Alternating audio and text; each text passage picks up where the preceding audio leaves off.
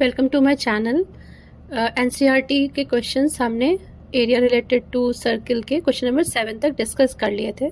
अभी हम question number 8 discuss करेंगे। A horse is tied to a peg at one corner of a square shaped grass field of side 15 metre by means of a 5 meter long rope. Find the area of that part of the field in which the horse can graze. To the increase in the grazing area if the rope were 10 meter long instead of 5 meter. तो ये एक square है, square shape का grass field है और यहाँ पे horse जो है वो है, यहाँ पे वो मतलब इस पॉइंट से 5 मीटर की इस लेंथ के रोप से बंधा हुआ है। तो वो अपने रोप में मैक्सिमम वो 5 मीटर की रोप है तो मैक्सिमम यहाँ तक ही जा सकता है, इसके आगे तो वो जा नहीं सकता है क्योंकि रोप 5 मीटर का है। तो इस पोर्शन में यहाँ से लेके यहाँ तक जो पोर्शन होगा इतने में ही वो ग्रेजिंग कर पाएगा। ये एक स्क्वायर शेप का फील्ड है तो जो सारे एंगल्स हैं वो 90 90 90 90 हैं। तो हमें सेक्टर का ये पार्ट ऑफ सेक्टर हो गया, तो ये हमें इसका ये एंगल पता चल गया 90 डिग्री थीटा। और एरिया जो होता है सेक्टर का वो हम निकालते हैं theta by 360 into pi r square. Theta is 90 at it's a part of a square और पाई हमें पता है आर की वैल्यू, क्योंकि रो 5 मीटर का है तो आर जो है यही रेडियस का काम करेगा, तो आर भी 5 हो गया। इसको सॉल्व करने के लिए फिर मैंने ऐसे सॉल्व किया है तो इट इज़ 19.64 मीटर। आप एग्ज़ाम में राइट हैंड साइड में पेंसिल से ऐसे मार्जिन बना के इधर अपने कैलकुलेशंस कर सकते हैं, क्योंकि हमें सब कुछ कैलकुलेशन ओरली तो कभी नहीं कर पाते हैं, तो इधर आप ये स्पेस यूज़ कर सकते हैं। इसमें सेकेंड पार्ट है area of grazing when the rope is 10 metre. कितना इंक्रीज है वो निकालना है, इंक्रीज कितना हो जाता है जब रोप 10 मीटर लॉन्ग हो जाता है। रोप इज़ 10 मीटर लॉन्ग नाउ, अभी पहले 5 था तो अब 10 हो गया है। तो इंक्रीज निकालने के लिए या तो हम 10 मीटर के हिसाब से इसका सेक्टर का एरिया निकाल लें और फिर ये वाला जो है वो सब्सट्रैक्ट कर सकते हैं, या फिर एक साथ ही हम ये कर सकते हैं थीटा बाय 360 इंटू पाई, जो बड़ा वाला रेडियस है 10 मीटर और स्क्वायर माइनस छोटे वाले रेडियस का स्क्वायर को सब्सट्रैक्ट करेंगे, दोनों एक ही वैल्यू देगी। या तो आप बड़ा सेक्टर का निकाल लीजिए 10 मीटर रेडियस मान के उसका फील्ड का एरिया और फिर उसमें से ये वाला पोर्शन सब्सट्रैक्ट कर लीजिए, तो उतना इंक्रीज निकालना है, इंक्रीज पता चल जाएगा।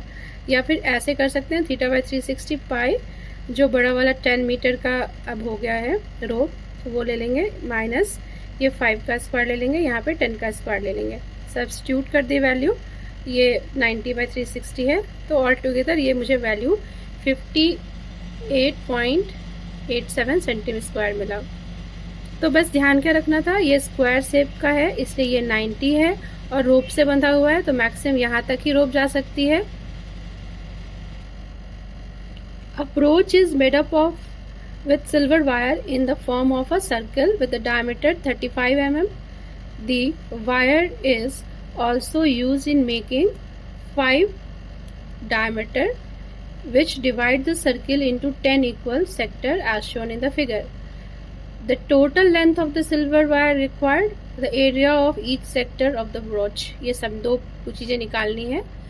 तो हम क्या करेंगे, इसमें जो सर्कल है उसको 10 इक्वल पार्ट में ये डिवाइड हो गई है, 5 रेडियस लिया गया, 5 है, ये 1 2 ऐसे 3 4 5 है।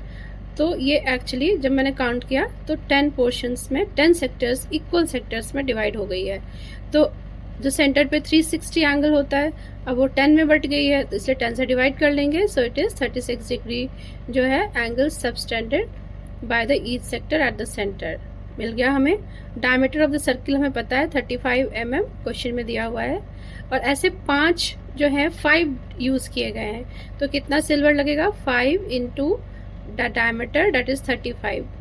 और जो ये वाली सर्किल बनाने में हमें 2 पाई आर लगा है, तो आर की वैल्यू क्या है 35/2 कर लेंगे क्योंकि 35 डायमीटर दिया हुआ है, बस यही ध्यान रखना है। बाकी 2 इंटू 22/7 और ये वैल्यू तो ऐड करके ऑल टुगेदर 285 mm इतना हमें लेंथ चाहिए होगा सिल्वर वायर का।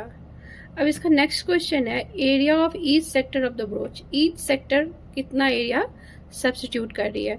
तो हर एक सेक्टर का एंगल जो है हमें पता चल गया है 36 डिग्री।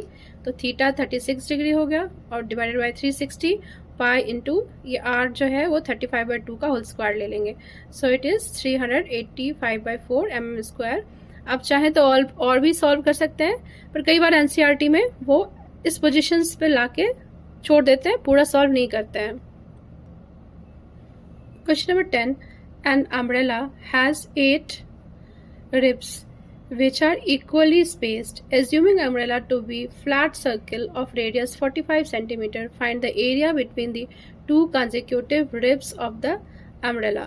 अब इसको assume करना है एज अ फ्लैट, तो फिर जो रिब्स हैं वो ऐसे जो है ऐसे दिखेंगे। तो ये सेक्टर में बट गया, इसमें 8 सेक्टर्स में बट गया ये। फिर अब एंगल जो है वो एक सेक्टर कितना एंगल सब्स्टिट्यूट करेगी। तो टोटल 360 है और 8 सेक्टर्स में है तो 8 से डिवाइड कर देंगे क्योंकि इक्वल है सारे, तो 45 मिल गया। अब each sector substitute an angle of 45 degree at the centre. अब एरिया निकालना है हर एक सेक्टर का, तो कंसेक्यूटिव रिब्स के बीच का एरिया मीन्स हमें इसके और इसके बीच का, इसके बीच का, तो it means it is the area of the sector. और उसके लिए हमारे पास फॉर्मूला है, हम वो यूज़ कर लेंगे। Theta by 360 into pi square. Theta is 45 degree, pi we know 22/7 और आर जो है वो 45 है क्योंकि रेडियस 45 दिया हुआ है। फिर इसको सॉल्व करके हमें कुछ ऐसा मिला। मैं इसको और डिवाइड करने वाली थी, फिर मैंने देखा कि इसे इस तरह से भी रख के छोड़ा गया है सोल्यूशन में, तो फिर एनसीईआरटी के आंसर में तो मैंने ऐसे छोड़ दिया है। नेक्स्ट क्वेश्चन है a car has 2 wiper which do not overlap. Each wiper has a blade of length 25 centimeters sweeping through an area of 115. Find the area cleaned at each sweeper of the blade. तो अभी क्या है, ये car के सामने ये लगा रहता है वाइपर, या इसको इन्होंने बोला हुआ है ये जो वाइपर लगी हुई है ये कितना एरिया स्वीप करेगी। ये जो है ये ऐसे चल रही है, यहाँ से यहाँ तक कर रही है स्वीप, और ये वाला भी इधर से एरिया, ये वाली वाइपर भी यहाँ से यहाँ करेगी। दोनों टच नहीं हो रहे हैं। ये वाले यहाँ से शुरू करेंगे तो यहाँ से लेके मैक्सिमम ये वाला यहाँ से इधर जा रहा है, तो ये एंगल बना रहा है 115 डिग्री का। सिमिलरली तो इधर वाला वाइपर है वो भी यहाँ से करते हुए इधर तक जा रहा है और वो एंगल बना रहा है ये भी अपने इस पे 115 डिग्री का। यहाँ पे जो लेंथ ऑफ वाइपर है वो 25 सेंटीमीटर है, वही रेडियस का काम करेगा। और theta is 115। Area clean by each wiper is theta by 360 into pi r square. R हमें पता है 25 सेंटीमीटर है, थीटा हमें दिया हुआ है क्वेश्चन में, और जो वाइपर का लेंथ है वही आर का काम करेगा, उतना ही रेडियस है। फिर इसे सॉल्व करके देखा गया है। इसको सॉल्व करने से कुछ ये ऐसा मिला है 158,125 डिवाइडेड बाय 252 सेंटीमीटर स्क्वायर। अब 2 वाइपर कर रही हैं काम, तो एक का हमने एरिया निकाला, 2 से मल्टीप्लाई करेंगे तो इतना एरिया क्लीन हो जाएगा दोनों वाइपर को मिला के। अभी नेक्स्ट क्वेश्चन में है to warn ship from a underwater rock. For an underwater rock, a lighthouse spread a red colored light over a sector of angle 80 degree to distance of 16.5 kilometer. Find the area of the sea over which the ship are warned.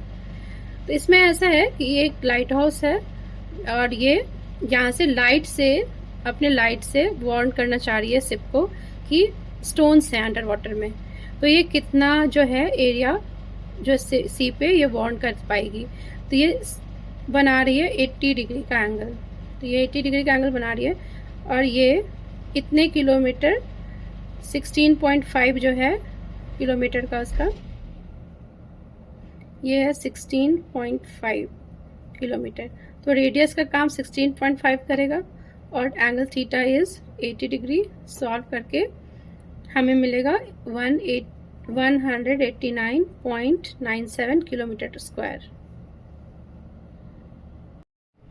Question number 13 में एक round table cover has 6 equal design as shown in the figure. If the radius of the cover is 28 cm, find the cost of making the design at the rate of 0.35 per centimeter square. Root 3 is 1.7. तो इसमें number of sectors जो हैं segment 6 हैं. देखने से count करने से हम देखते हैं कि it is 6. तो sectors भी 6 बनेंगे और जो each sector है वो 60 डिग्री का एंगल सब्सटीट्यूट कर रहे हैं अपने यहाँ पे सेंटर पे. तो सेगमेंट की जो एरिया होती है वो सेक्टर के एरिया में से हम ट्रायंगल के एरिया सब्सट्रैक्ट करके निकाल सकते हैं. एक सेगमेंट की एरिया हमें मिल जाएगी. टोटल 6 सेगमेंट्स हैं तो हम उसे 6 से मल्टीप्लाई कर देंगे. अब फोकस करते हैं हम एक सेक्टर पे जिसकी एरिया जिस पे फोकस करके फिर हम उससे सेगमेंट का एरिया निकालेंगे. तो सेगमेंट जो हमारा ये पोर्शन है ए पी बी, ये वाला जो डिज़ाइन बनी हुई है ये पोर्शन है. तो सेक्टर का एरिया निकाल के यदि ट्रायंगल का एरिया सब्सट्रैक्ट कर दिया जाए तो ये पोर्शन जो है ये वाला पोर्शन उसकी एरिया निकल जाएगी.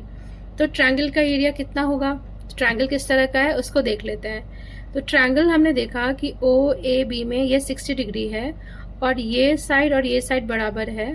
तो ये एंगल और ये एंगल भी बराबर होगा, दोनों एंगल बराबर होगा. तो क्या होगा कि ये दोनों एंगल इक्वल हो गए क्योंकि साइड जो है बड़ा आइसोलेस के क्या होता है बेस एंगल्स बराबर होते हैं. तो ये और ये बराबर हम कह सकते हैं कि साइड्स इक्वल है, रेडियस ही है तो साइड तो बराबर होगा ही. तो हम ये एंगल्स भी बराबर ले लेंगे. अभी हमने ए ओ बी हमें पता है इट इज 60 क्योंकि हर एक जो है वो 60 सब्सटीट्यूट कर रहा है. अभी O A B plus O B A plus A O B is 180 degree और ये दोनों सेम है तो इनको हम ट्वाइस ओ ए बी लिख सकते हैं. प्लस 60 ले लेंगे तो 180 आ जाएगा क्योंकि वन एंगल के ट्रायंगल के तीनों एंगल का सम 180 डिग्री होता है. अब 60 को माइनस करके इससे सब करने से हमें ओ ए बी 60 मिल गई. मतलब ओ ए बी ये एंगल है ये 60 मिली, ये और ये तो बराबर है तो ये भी 60 मिल गई. 60 60 60 हो गए तो ये एक इक्विलैटरल ट्रायंगल हो गया. और इक्विलैटरल ट्रायंगल के लिए हमारे पास एरिया निकालने का फॉर्मूला है √3/4 इंटू साइड का स्क्वायर. तो √3/4 इंटू 28 का स्क्वायर. तो इसको सॉल्व करने से हमें 333.2 सेंटीमीटर स्क्वायर इसकी वैल्यू मिल गई. अभी एरिया ऑफ सेगमेंट निकालना था. सेक्टर की जो है अब वैल्यू इसमें पुट करेंगे 60/360 पाई का वैल्यू और ये 28 का स्क्वायर. ये हम पीछे से कैलकुलेट कर मैंने लाया हुआ है तो ये यहाँ वैल्यू लिख दी है. सॉल्व करके कुछ ऐसा आया. देखने से थोड़ा लग रहा है कि सॉल्व करने में टाइम लगेगा. देखा कि 6 से मल्टीप्लाई करेंगे तो आसानी हो जाएगी ऑल कैलकुलेशन क्योंकि 6 से तो करनी है हमें क्योंकि 6 सेगमेंट्स हैं. 6 से मल्टीप्लाई किया गया तो ये वाले चीज़ कट जाएंगे, इससे मल्टीप्लाई हो जाएगा. तो ऑल टुगेदर इतना एरिया हो गया 6 सेगमेंट का. अब cost of making 1 centimetre design is 0.35. 1 centimetre design बनाने में 0.35 रुपीज़ लगते हैं. तो इतना का हमारा एरिया है तो उसमें कितना लगेगा तो इसको 0.35 से मल्टीप्लाई कर लेंगे, हमारा कॉस्ट इतना आ जाएगा पूरे टेबल का वो डिज़ाइन करने के. नेक्स्ट क्वेश्चन है take the correct answer in the following. Area of a sector of angle P in degrees of a circle with radius R. Area क्या होगा उस सेक्टर का जो एंगल P सब्सटीट्यूट कर रही हैं सर्किल पे, जो रेडियस R के सर्किल पे. तो ये सर्किल है, एंगल जो है वो P यहाँ पे सब्सटीट्यूट हो रही है, ये रेडियस R है. तो एंगल जो है क्या होता है जो एंगल सब्सटीट्यूट होती है वो θ/360 पाई स्क्वायर होता है. हमारा थीटा यहाँ P दिया हुआ है तो P/360 इंटू पाई आर का स्क्वायर. तो रेडियस का स्क्वायर करते हैं, यहाँ पे थीटा डालते हैं, ये होना चाहिए. अब 1 बाय 1 हम चेक कर सकते हैं. इसमें तो आर स्क्वायर है नहीं तो ये वाली नहीं होगी. अब इसमें देखो ये वाली में आर स्क्वायर तो है, पाई आर स्क्वायर सब कुछ है, लेकिन ये 180 है, 360 होनी चाहिए तो ये नहीं होगी. इससे भी स्क्वायर नहीं है तो ये रिजेक्ट हो गया. अब इसमें स्क्वायर है, ये है, लेकिन 3720 है, पर लेकिन यहाँ 2 है तो इसे हम कैंसिल करेंगे तो 360 हो जाएगा. तो ये क्या हो गया, इसका आंसर हो गया. Thank you. Hope it's helpful for you all.